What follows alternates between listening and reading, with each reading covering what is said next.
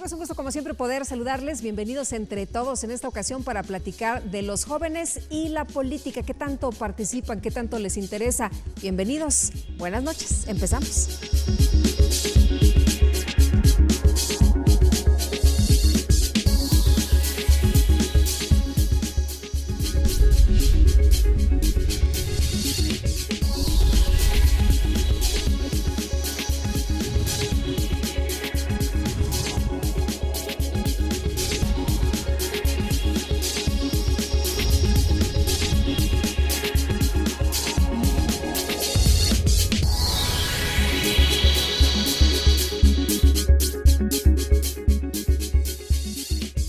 Para empezar con nuestro programa, ¿qué les parece si vamos a este resumen de las actividades más importantes en el Instituto Electoral del Estado de México?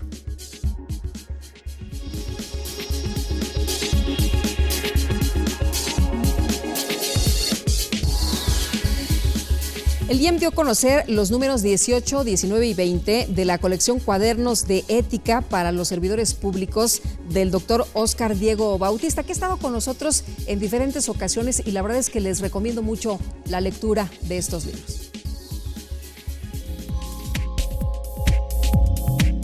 En el marco de las actividades realizadas en el Centro de Formación y Documentación Electoral del Instituto Electoral del Estado de México, se llevó a cabo la presentación de los números 18, 19 y 20 de la colección Cuadernos de Ética para los Servidores Públicos de Óscar Diego Bautista, siendo el combate a la corrupción uno de los temas que se abordaron en el evento, así como la importancia de dar una formación a los ciudadanos y servidores públicos sustentada en valores y principios éticos, para evitar que cuando se acceda a un cargo público se le tome como un objetivo patrimonialista. El acto contó con la participación del consejero presidente del IEM, Pedro Zamudio Godínez, el consejero electoral Gabriel Corona Armenta, el contralor de la Legislatura del Estado de México, Victorino Barrios Dávalos, la catedrática de la UAM, Luz María Gómez Ordóñez, el titular del Centro de Formación y Documentación Electoral del IEM, Igor Vivero Ávila, y el autor, el doctor Óscar Diego Bautista.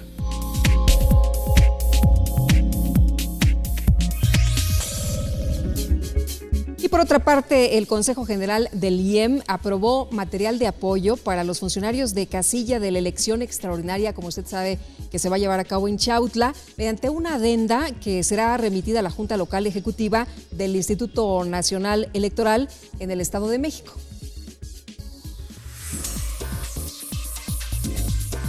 A efecto de darle la máxima publicidad y transparencia al procedimiento efectuado en el municipio de Chautla, los consejeros electorales integrantes de la Comisión de Organización del Instituto Electoral del Estado de México entrevistaron a 58 ciudadanas y ciudadanos que cumplieron con los requisitos establecidos para integrar el Consejo Municipal Electoral de Chautla. El resultado obtenido por las y los aspirantes entrevistados fueron remitidos a la Secretaría Ejecutiva y a la Dirección de Organización del IEM, a efecto de determinar la idoneidad de las y los aspirantes entrevistados para integrar la lista respectiva y realizar la insaculación y posterior designación como consejero o consejera electoral municipal.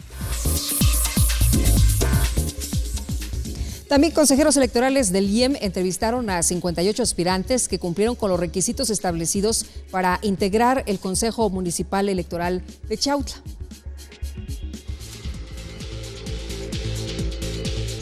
Durante la quinta sesión extraordinaria, el Consejo General del Instituto Electoral del Estado de México aprobó la Adenda al Manual del Funcionario de Casilla, Casilla Federal, Elección Extraordinaria de Chautla 2016, documento base que se constituye en una guía que coadyuvará en las actividades que realizarán los funcionarios de casilla el próximo 13 de marzo.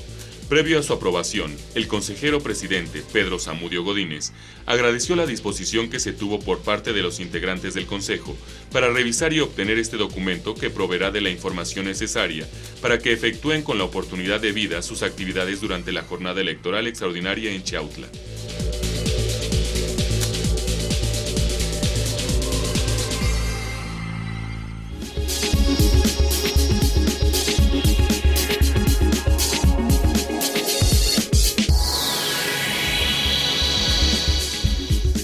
Les quiero presentar un fragmento de lo que tuvimos en el programa anterior.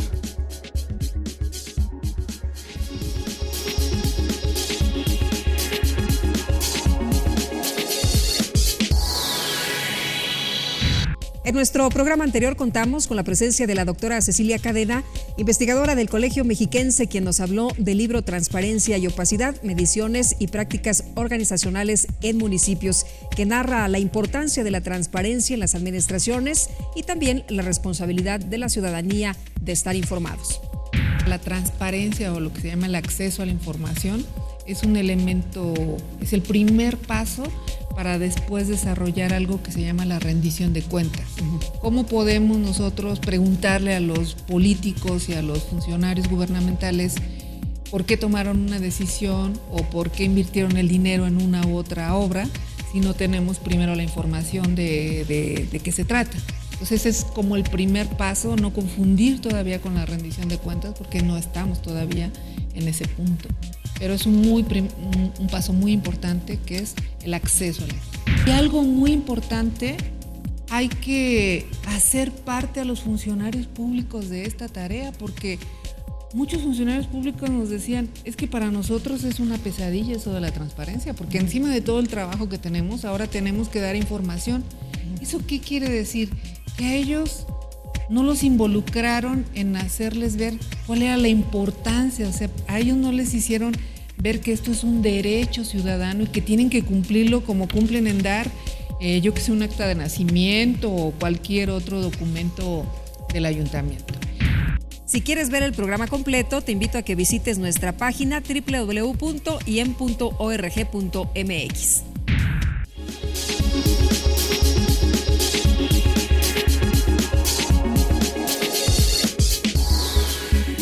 Como este programa es entre todos, recuerden que se pueden contactar con nosotros a través de redes sociales, nuestra página, Facebook, Twitter, ahí están en pantalla para que ustedes nos compartan sus opiniones. Regresamos.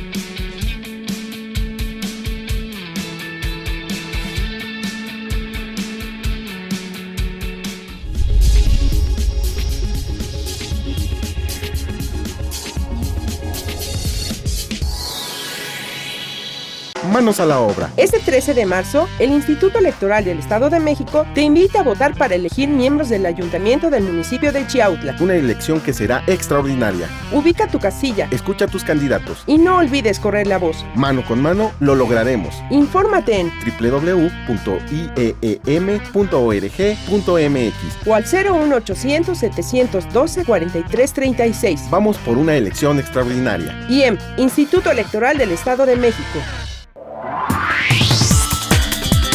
Detrás de tu voto hay buenas noticias. Un programa del Instituto Electoral del Estado de México. Síguenos a través de www.ieem.org.mx y por Uniradio 99.7 FM. Todos los miércoles a las 13 horas. IEM, Instituto Electoral del Estado de México.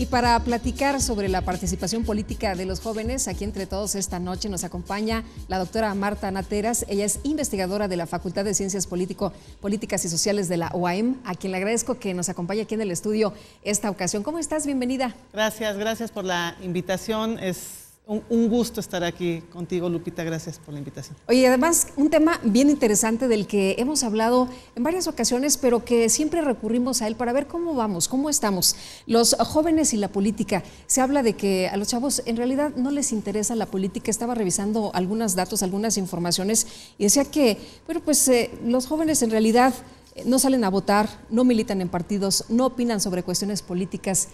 ¿Tú cómo ves, en realidad, qué es lo que pasa con los jóvenes? ¿Por qué no salen? ¿Por qué no se involucran? ¿Por qué no se apasionan? Bueno, es que las dinámicas han cambiado de manera fundamental, ¿no? No es lo mismo hablar de los jóvenes o la juventud en la década de los 70s, 80s, 90s, y ahora ya en esta segunda mitad, casi segunda mitad del siglo XXI. Han cambiado mucho las dinámicas. Por ejemplo, el movimiento del 68 se caracteriza por una amplia politización y participación de los jóvenes. Pero después de la historia que conocemos, una historia de represión, ¿no? Va a haber un momento en donde los jóvenes se empiezan a desencantar de la política y por otro lado empiezan a no participar o a participar en otras actividades. De hecho, los estudiosos que hablan de las juventudes dicen que la década de los 90 es la década perdida, ¿no? En torno a la participación de los jóvenes.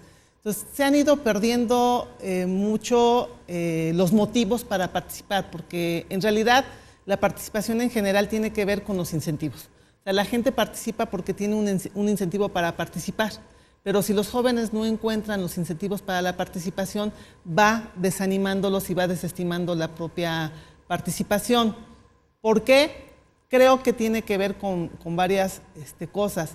Entre ellos que las instituciones, algunas de las instituciones que están mal evaluadas en estos momentos, por ejemplo, son los partidos políticos, ¿no? Si nosotros checamos la encuesta de ENCUP, sacó también el IFE el año pasado, el IFE todavía era IFE, y digo, no era INE, era IFE, sacó un estudio sobre ciudadanización, y una de las instituciones que tenían menor grado de credibilidad eran los diputados, los partidos políticos, ¿no? Entonces, en esa lógica y en esa desacreditación que van sufriendo las instituciones, a los chicos, a los jóvenes, ahora no les interesa participar en un partido político, ¿no?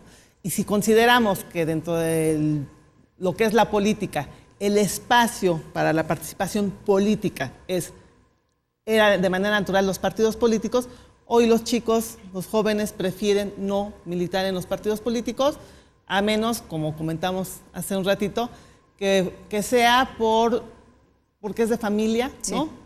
Por esa tradición familiar que va encaminando a los chicos a que vayan... Es que el papá fue político, o la mamá fue legisladora, o tuvo alguna participación, alguien en la familia, ¿no? Alguien en la familia, pero el ciudadano normal, el ciudadano de a pie, los jóvenes de a pie, no les interesa la participación.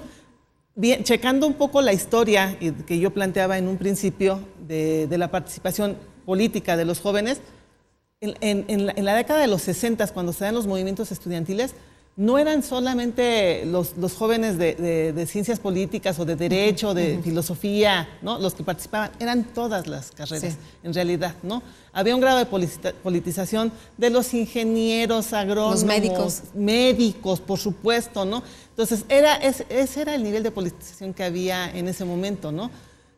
Va a haber después otros momentos históricos que van a cambiar las propias dinámicas de los jóvenes, y esta es nuestra realidad, ¿no? Sí. El asunto es que hoy vivimos un multipartidismo, pero que a los jóvenes no les interesa participar dentro de los partidos políticos como por convicción. Claro. Oye, pero llama mucho la atención porque son más de 20 millones, 25 millones, un poquito más de jóvenes que podrían bien estar en esos momentos participando, entusiasmados, a lo mejor con algún proyecto, presentando alguna cosa que a ellos les interesara y que hicieran suya también los partidos políticos, ¿no? Sí, claro. Pero aquí yo creo que hay varias cosas, ¿no? O sea, por un lado, una población amplia, ¿no? De jóvenes, pero que, insisto, no van encontrando los suficientes incentivos para la participación, ¿no? Si a esto le agregamos que la etapa de dependencia económica se ha alargado, ¿no? Y no me voy a meter en el asunto de los ninis, ni porque no es mi tema, ¿no? Pero en buena medida los jóvenes hoy han alargado su momento de dependencia, ¿no? Han cambiado las dinámicas sociales. En otro momento de la historia, los jóvenes, si iban a ser profesionistas, terminaban su carrera y ya estaban pensando en hacer su vida con otra persona, ¿no? Formar una familia, qué sé yo. Ahora no, ahora van cambiando esas dinámicas sociales, y ahora los jóvenes los ha llevado, y que son cuestiones de orden estructural. Porque el alargamiento de la etapa de la juventud no solamente es un fenómeno que tiene que ver con México, ¿no? Esto está sucediendo en otras economías, ¿no? Del sistema capitalista. Lo podemos ver muy claramente en Estados Unidos, en España. En España, ¿no? En donde los jóvenes ya no se salen de su casa porque ya la economía no soporta, no se puede. No pueden comprar un departamento, es demasiado caro. Claro, totalmente. Y entonces, pues, tienen que seguir dependiendo o seguir viviendo en la casa de los papás con las reglas de los papás. Claro. Y eso es inevitable, ¿no? Entonces, de alguna manera, esta situación económica o este desarrollo económico que hemos tenido en las últimas décadas los ha metido en otras dinámicas, ¿no? Si a eso le agregamos que ya que los espacios laborales son cada vez más reducidos, pues los jóvenes lo que empiezan a hacer o empiezan a optar, por un lado reducidos, pero por otro lado también cuando van a solicitar trabajo les piden ¿qué tienes aparte de una licenciatura? ¿No? Y entonces esto va provocando que se alargue también la etapa de ser estudiantes. Y entonces están pensando en transitar después de la licenciatura a un programa de posgrado que les abra las puertas para un mejor espacio laboral, ¿no? O incluso, ¿por qué no decirlo también de esa manera? Los programas de posgrado que ofrecen beca por parte de CONACYT les dan un apoyo económico para que se dediquen nada más a estudiar de tiempo completo. Entonces, de alguna manera esto les va alargando ese periodo. Y ya no te da tiempo, ya no te queda espacio para estar en cuestiones políticas, ¿no? Y además desencantado de las cuestiones políticas. ¿no? Entonces son varias cosas, ¿no? No solamente es un factor el que ha desanimado o el que desestima la participación política, ¿no? Son varios elementos, ¿no? Son varios. Porque, por ejemplo, cuando vas a votar por primera vez, hemos visto los jóvenes de 18 años que van a votar por primera vez, están muy entusiasmados y prácticamente todos votan. Pero después de la primera experiencia, creo que hay un pico hacia abajo, ¿no? Pues yo les pregunto a mis chicos, tengo estudiantes de 18 años más o menos, y la primera pregunta que les hago en curso es, oigan, ¿fueron a votar? Si hubo proceso electoral, ¿fueron a votar en las pasadas elecciones? Y muchos justo van porque es su primera experiencia, ¿no? Ya es, soy ciudadano, entonces ya estoy participando, y el problema en esa forma de pensar es que se piensa que la única forma de participación es a través del voto. Cuando uno pregunta, ¿pero qué otra cosa haces además de emitir tu voto? No, yo nada más emito mi voto, eso es una forma de participación política. Sí. Y sí, pero no es la única. ¿Qué es la ciudadanía? ¿Cómo se puede participar? Pues mira, la ciudadanía es un proceso que está en construcción. En realidad, yo pienso que el ciudadano se tiene que ir formando a través de una serie de valores, de una serie de elementos, ¿no?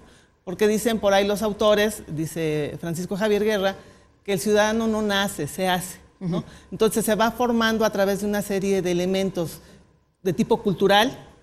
El propio sistema influye en el grado de ciudadanización o de ciudadanía que tenemos, pero también los incentivos que determinan la participación. No podemos entender, o yo no puedo entender la ciudadanía sin la participación, porque el ciudadano de entrada implica que participa, ¿no?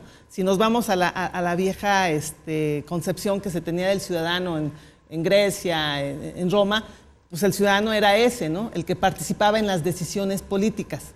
Claro, no es lo mismo el ciudadano de los antiguos al ciudadano de los modernos, ¿no? Claro. Pero si el ciudadano no está motivado culturalmente, ¿no? O sea, no hay una cultura de la participación. Por otro lado, el sistema no les ofrece elementos para participar. Y por otro lado, no hay incentivos o no encuentran motivos para esa participación, pues entonces la ciudadanía, en lugar de ser una ciudadanía activa que fortalezca las instituciones, empezando por la democracia, ¿no? Nos empezamos a volver una ciudadanía pasiva y entonces asumimos la idea de que la única forma de participar es vía el día voto.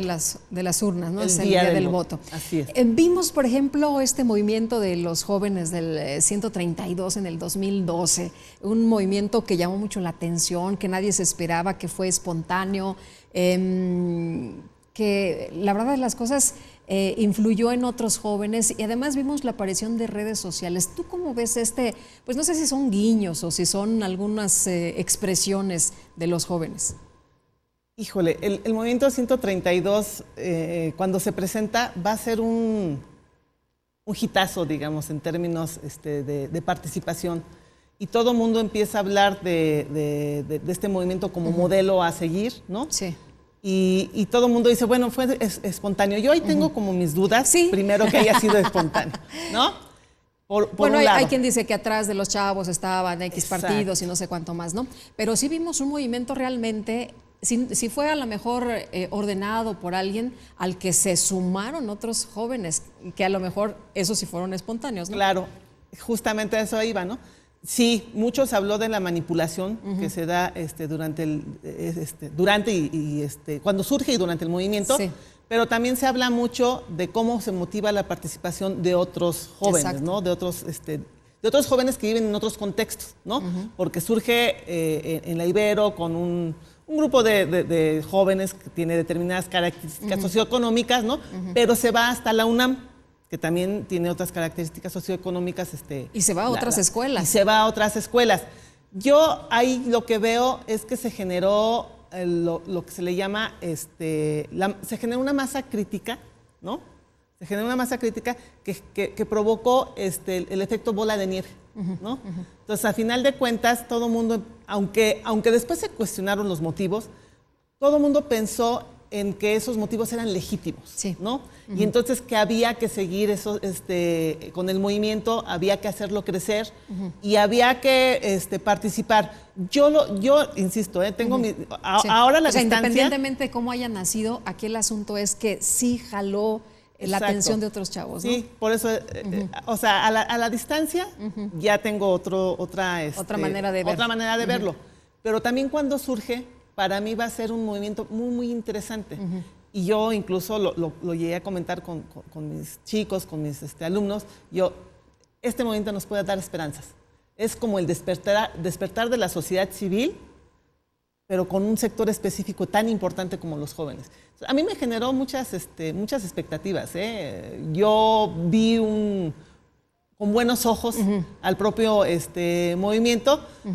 Ya después, bueno, la historia fue otra, ¿no? Se fue apagando y bueno, fue otra la historia a final de cuentas. Sí, pero como tú dices, creció esta masa crítica, ¿no? Se fue haciendo esta bola cada vez más grande. Los jóvenes en todas las universidades estaban súper entusiasmados con el poder que tenían ellos de cambiar o no tal circunstancia.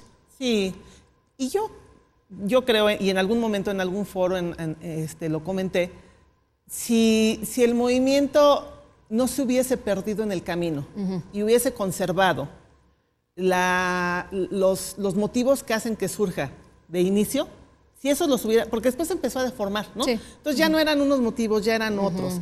Pero si se hubiesen conservado esas razones, esos motivos, y los hubieran mantenido, yo creo que hubiese podido crecer ese movimiento de manera fundamental y se hubiera expandido como esas olas, ¿no? En el agua, ¿no? Que se van haciendo cada vez más grandes. Pero bueno, desafortunadamente la historia fue otra. Se desvaneció. Sin embargo, en redes sociales, nos quedan redes sociales y ahí los chavos son súper críticos. Están atentos de los diferentes diputados, senadores, gobernadores, o sea, no nada más de los gobernadores, sino de los gobernantes en general. ¿Te parece bien? Vamos a una pausa y seguimos con este tema. Claro que sí. Regresamos, quédese con nosotros aquí, Entre Todos.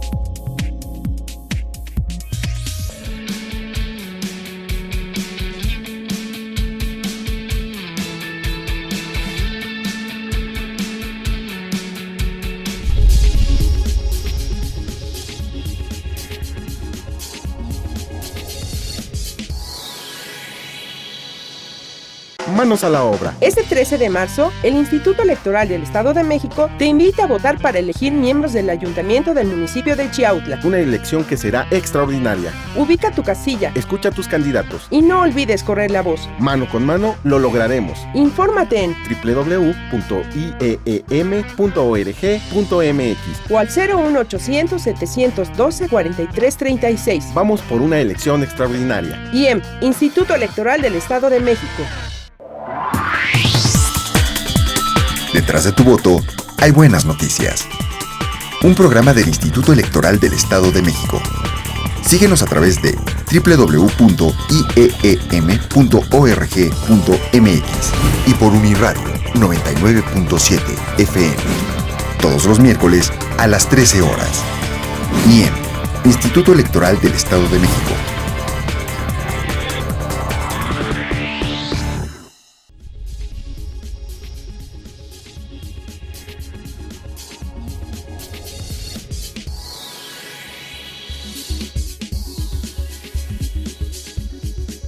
Estamos de regreso y para nosotros en este espacio usted sabe que su voz es importante, así que aquí la escuchamos.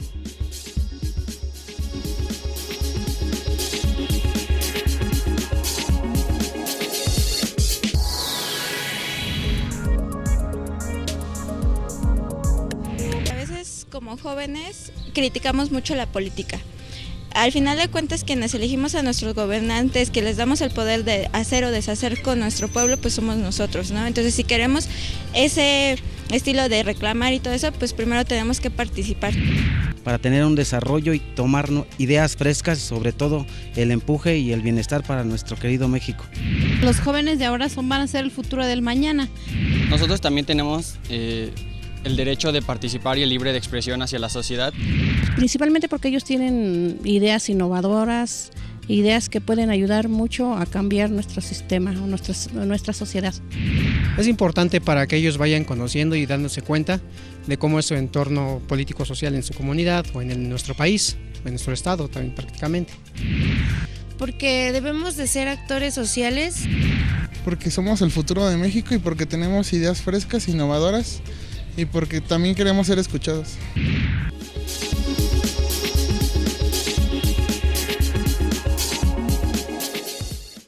Pues interesantes los comentarios, las participaciones, varias que tomo o retomo, si me permites. Por favor. Derecho de participar. Los jóvenes dicen, bueno, tenemos derecho a participar. Y es verdad, tienen derecho a participar, pero no participan. Ese es el problema, ¿no? Porque además la Constitución establece que la participación es un derecho y una obligación, ¿no? Pero el gran problema es justamente que tienen derecho a participar, pero no participan. Creo yo, y retomando un poco el planteamiento anterior, ahora los jóvenes han estado inaugurando nuevos espacios de participación, ¿no? Este tema en términos políticos es como controvertible, porque yo cuando he planteado la idea de que los jóvenes están inaugurando espacios de participación, dicen, es que esos no son espacios de participación política. Y yo, no lo sé, porque las dinámicas han cambiado, ¿no? Uno de los espacios que han inaugurado los jóvenes de participación son las redes sociales, sí, ¿no? Entonces las redes sociales se han vuelto un espacio muy, muy importante, en donde hay muchas cosas, ¿no? Donde hay banalidades, por supuesto, en las redes sociales y hay sectores específicos que se dedican a subir banalidades o a comentar banalidades, pero también se han inaugurado temas importantes, ¿no? Temas importantes en donde no solamente se cuestiona a la propia autoridad, en donde también se están estableciendo como propuestas, ¿no? Sí. De qué se podría hacer. ¿Cuál es el problema de las redes? ¿Cuál es el problema que veo yo en las redes? Es que no siempre hay un interlocutor, no hay alguien, o sea, sí hay alguien que está emitiendo un mensaje, pero no siempre se recibe el mensaje, no hay un receptor, exactamente.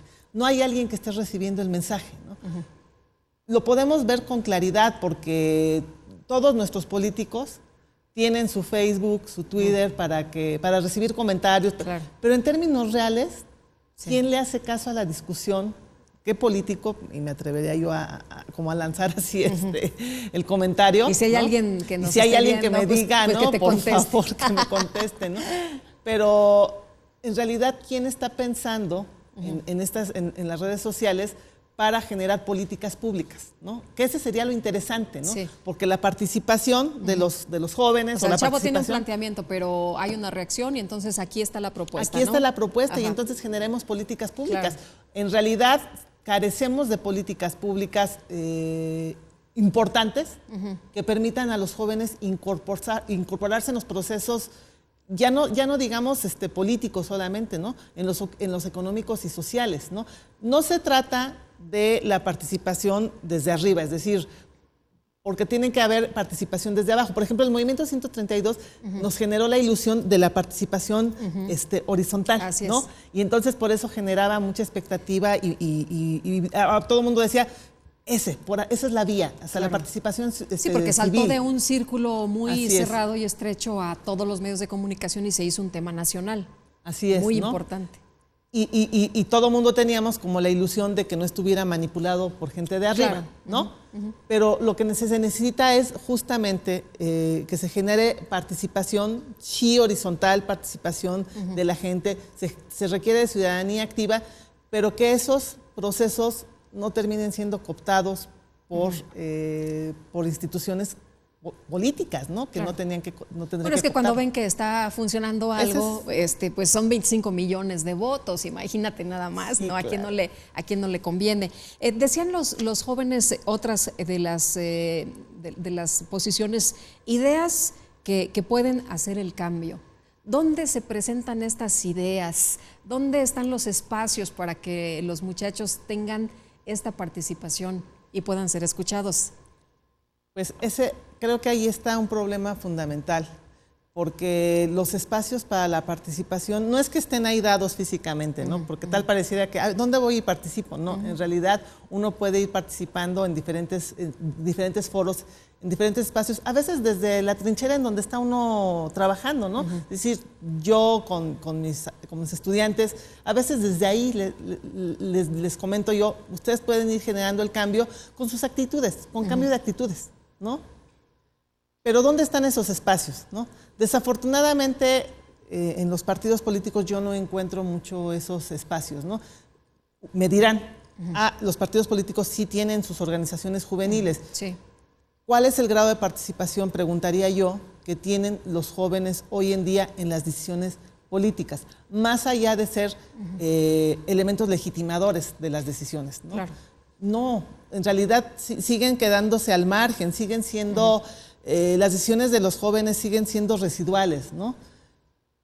Bueno, se les llama mucho la atención o se les pone mucha atención cuando son las campañas políticas, ¿no? Ahí sí, sin duda, ¿no? Sin duda, ahí sí es importante que los jóvenes participen, en ese momento sí es importante que los jóvenes digan, ¿no? Manifiesten cuáles son sus necesidades. Todo el mundo escucha a los jóvenes. Claro, todo el mundo lo escucha, pero al momento de incorporarlos ya a la toma de decisiones, siempre va a haber argumentos para no incorporarlos, ¿no? Y ahí viene otra vez la decepción. Y ahí viene la decepción, es como un círculo, ¿no? Porque la justificación suele ser, es que no tienen experiencia, ¿no? No saben, todavía no. Entonces, bueno, si no estás preparando a la juventud, si no preparas a los niños desde chicos para que aprendan a tomar decisiones, si no los preparas para que aprendan a participar, a que hagan valer sus derechos, sus opiniones, pues entonces, ¿cuándo va a ser, no? Comentaban en las entrevistas, los jóvenes son el futuro, en realidad no son el futuro, son el hoy, ¿no? Son el presente. Y en esa lógica tenemos que pensar que los jóvenes como presente tienen que participar en ese presente, no en ese futuro. ¿Cuándo les vas a permitir que participen en las decisiones políticas?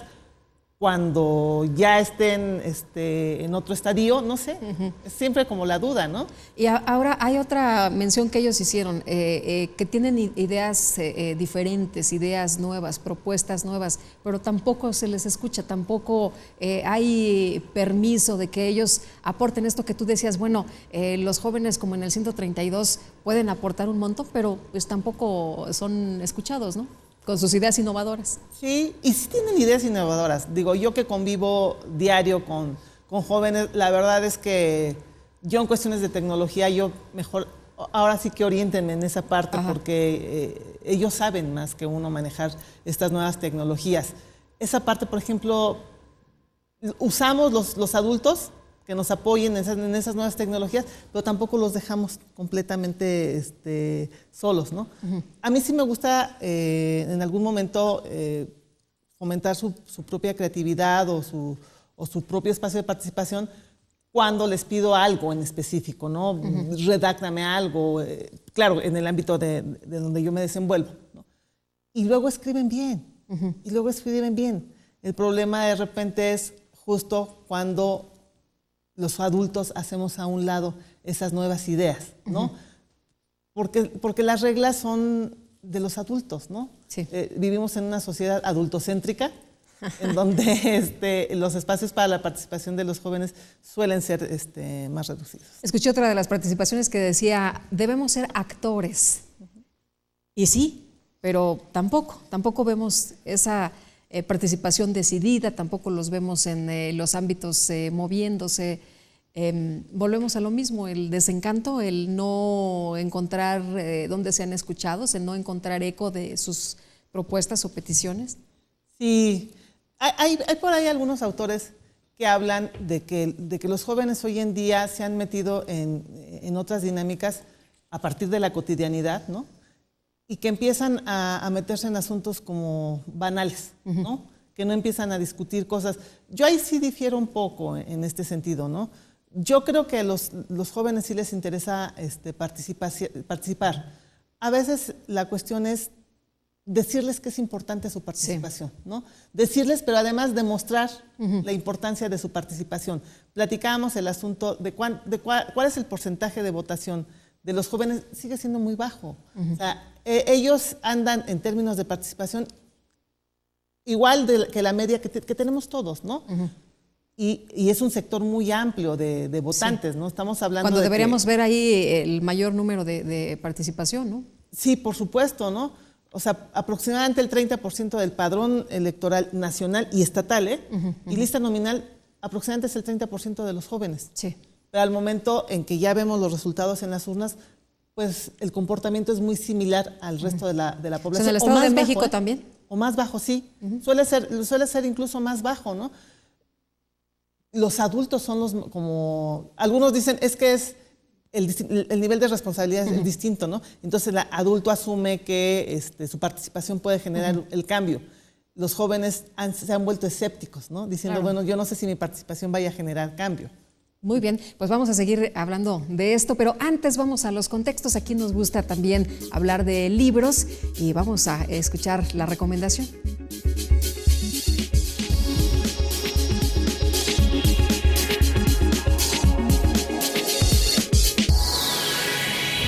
El interés primordial de este libro que elaboré hace unos años es conocer a los académicos de las instituciones universitarias públicas de México.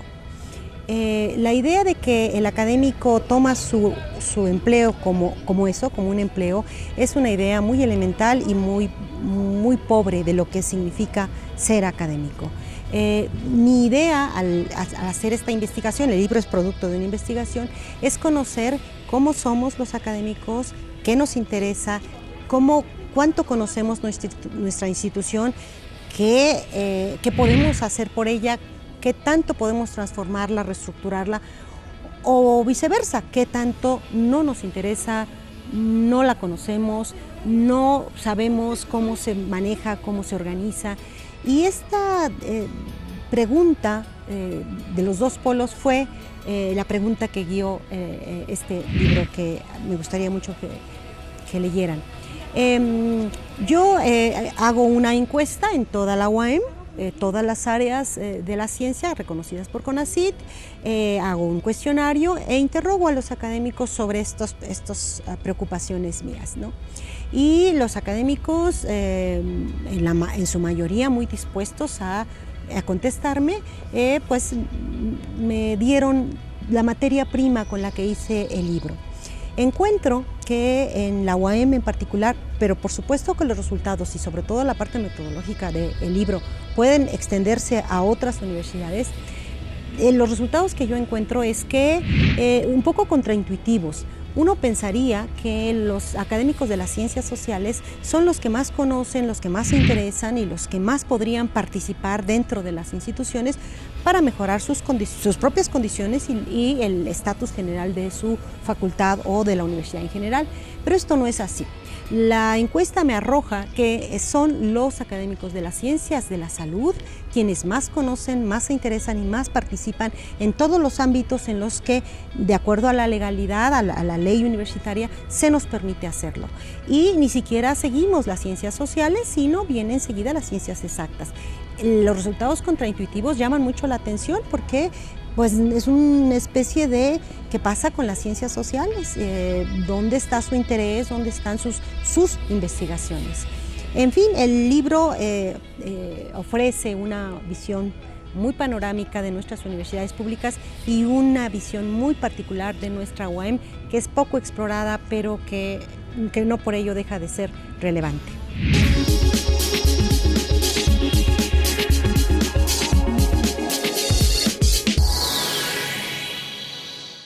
Vamos a un corte y regresamos de inmediato. Recuerde que tenemos para que nos pase usted sus puntos de vista, para que nos comparta sus opiniones, las redes sociales. Regresamos.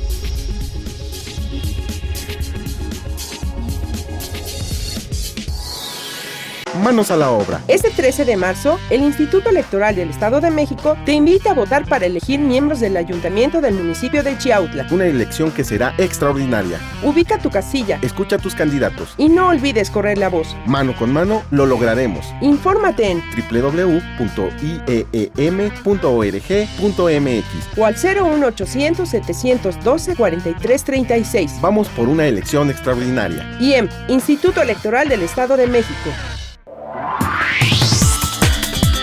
Detrás de tu voto hay buenas noticias. Un programa del Instituto Electoral del Estado de México.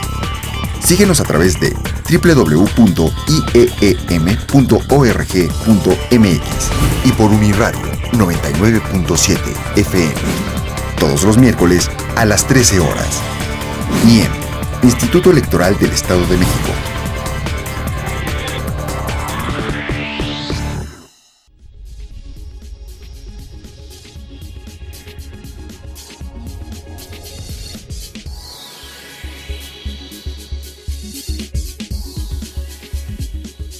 Estamos de regreso y seguimos escuchando su voz.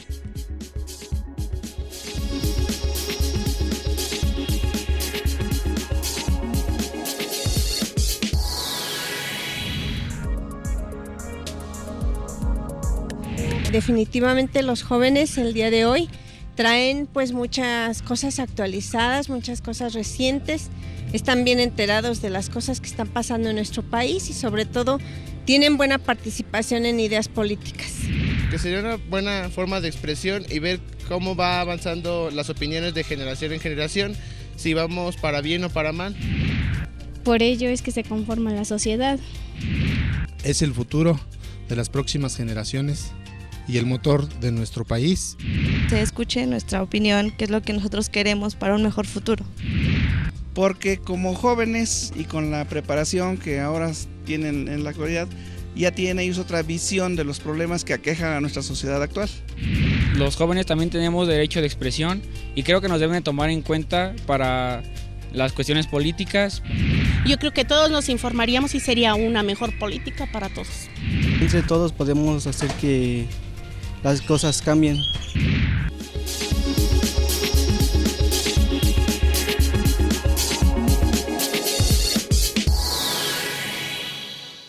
Y bueno, ahí están las voces de las personas que dicen, bueno, es que necesitamos cambiar. ¿Cómo se le hace para cambiar? ¿Cómo se le hace para revertir esta situación en la que parece estamos hundidos en el tema de la apatía, en el tema de, pues como no me hacen caso, pues ya no tiene sentido participar? Pero sí tiene sentido, ¿no?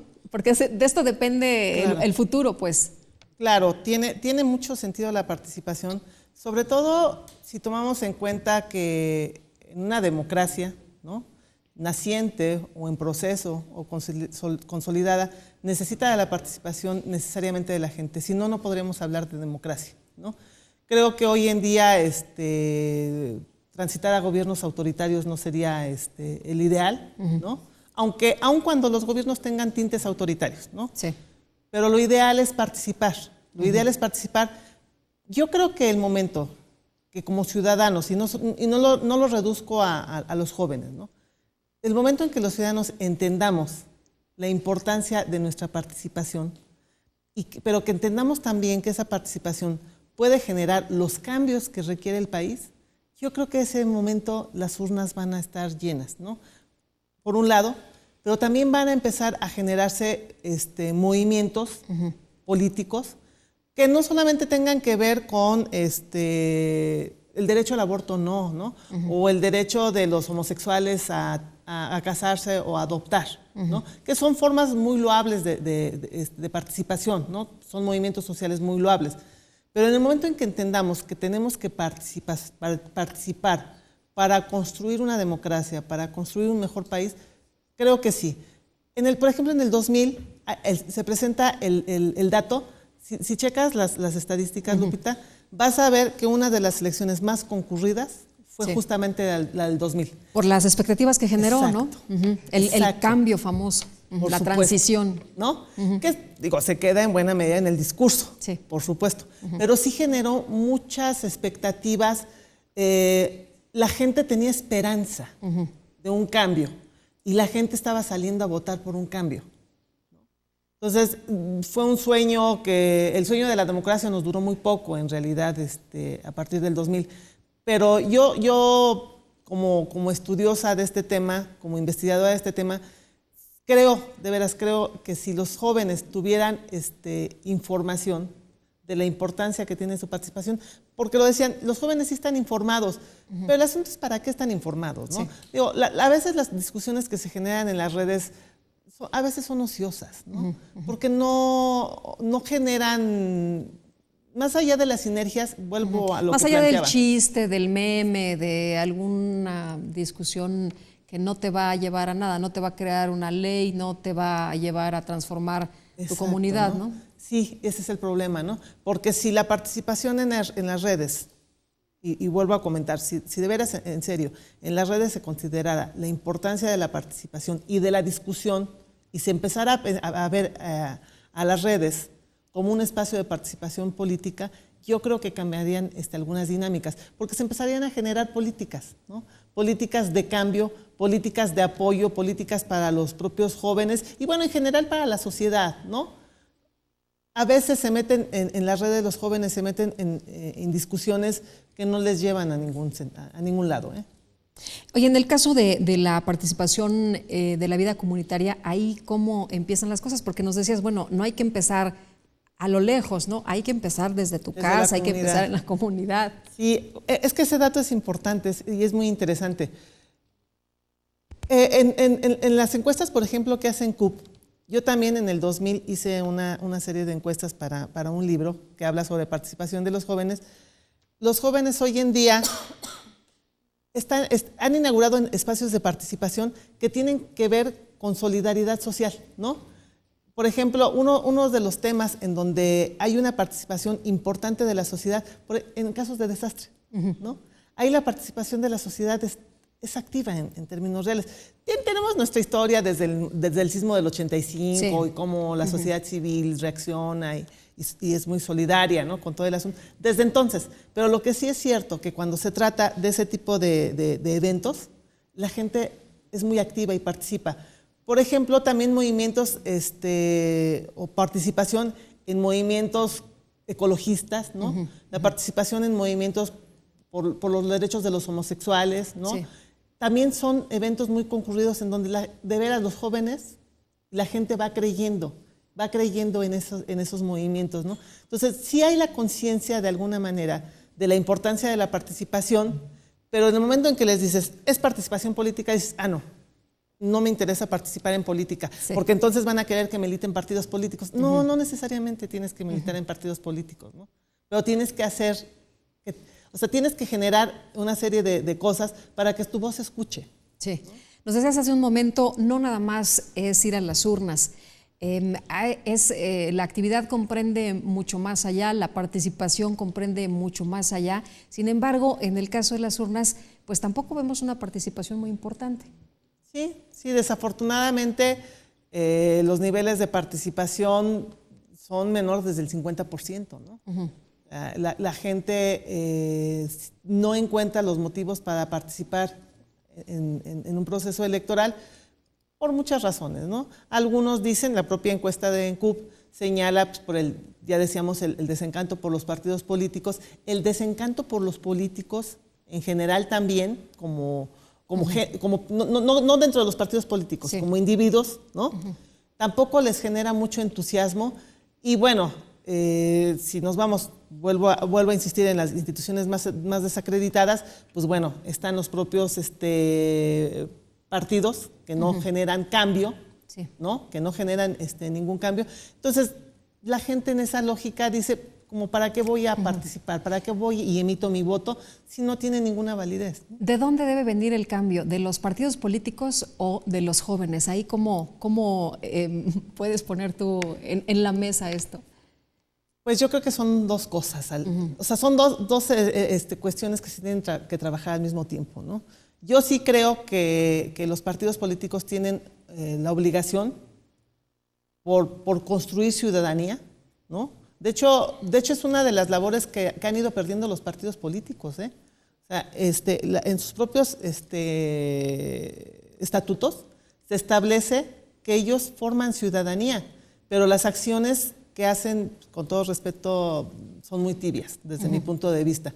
Pero también tiene que venir desde la ciudadanía, es decir, no hay soluciones simples, ¿no? Sí. Son soluciones complejas, pero compartidas, de responsabilidad compartida, ¿no? O sea, por un lado, las instituciones políticas entendiendo su responsabilidad para con la sociedad, ¿no? Para con la ciudadanía, y por otro lado también los ciudadanos entendiendo su responsabilidad para no con los partidos políticos, para con la política, porque la política, aun cuando en las encuestas digan, a mí no me interesa la política, todos estamos inmersos en el tema, ¿no?